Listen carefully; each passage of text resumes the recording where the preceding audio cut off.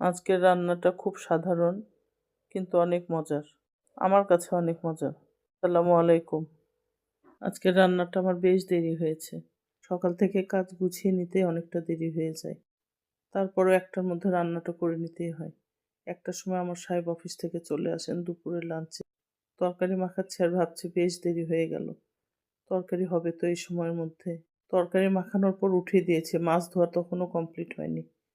তাড়াতাড়ি আমার হেল্পিং হ্যান্ডকে বলছি মাছটা ধুয়ে দাও, তরকারি আমি উঠাই দিই। কত কিছু করে যে রান্না করতে হয় এটা আমরা মহিলারাই বুঝি। মাঝে মধ্যে যখন অনেক তাড়াহুড়া হয়ে যায় তখন মনে হয় ৪টা হাত হলে আরও ভালো হতো। এদিকে মাসকলাইর ডালটা তেলানি দিব, তার পেঁয়াজটা ভেজে নিচ্ছিলাম। পেঁয়াজ আর রসুন জিরা দিয়ে তেলানি দিব।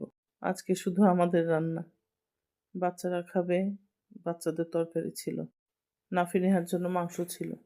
আমার ছেলে মেয়ের নাম নাফিনেহা। আমি যখন ভিডিও পোস্ট করি মাঝে মধ্যে বলি আমার ছেলে মেয়ে, তখন আমার মনে হয় আমি ছেলে মেয়ে কেন, শুধু ছেলে মেয়ে এই কথাটা কেন উচ্চারণ করি। আমার ছেলে মেয়ের আমি সুন্দর নাম রেখেছি আলহামদুলিল্লাহ। এজন্য আজকে কথা বলার সময় মনে হয়েছে আমি ওদের নাম ধরেই ডাকবো, নাফিনেহা। আমি কেন শুধু ছেলে মেয়ে ডাকবো। আমার আজকের রান্নার মেইন আকর্ষণ, আমার রান্নার হিরো শুটকি মাছ এখন শুরু করব। এটা বলার কারণ আছে, শুটকি মাছ আমার বাসায় কেউ খায় না। আমি আমার হেল্পিং হ্যান্ড দুটো নিয়ে এদের নিয়েই শুধু খাবো। নাফিনেহা তো গন্ধও সহ্য করতে পারে না। ওদের জন্য গতকালের মাংস আছে, ওরা খাবে। শুটকি মাছটা মূলা দিয়ে রান্না করব। মূলা দিয়ে শুটকি মাছ আমার অনেক পছন্দ। আমার সাহেব বাজার করে কিন্তু মূলা কিনবে না। গতকাল আমি মার্কেটে গিয়েছিলাম, আসার সময় রাস্তার মধ্যে দেখে আমি নিয়েছি।